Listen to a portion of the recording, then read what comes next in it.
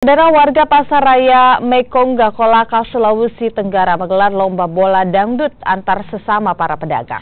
Nah, saudara, uniknya lomba bola dangdut ini diikuti oleh kaum ibu-ibu.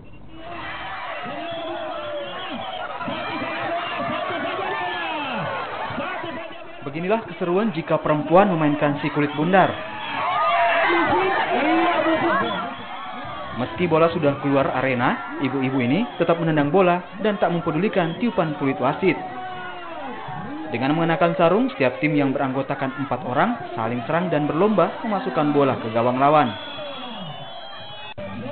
Permainan ini juga mengharuskan pesertanya berjoget di saat panitia memutarkan lagu dangdut.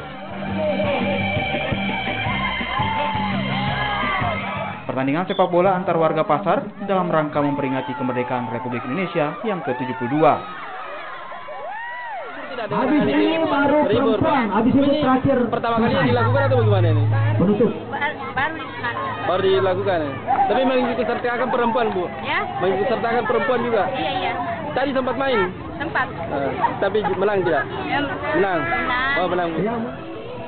Menurut panitia, kegiatan lomba bola dangdut antar ibu-ibu ini merupakan inisiatif warga Pasar Kolaka yang selama ini dinilai kurang melibatkan para ibu-ibu dalam setiap kegiatan.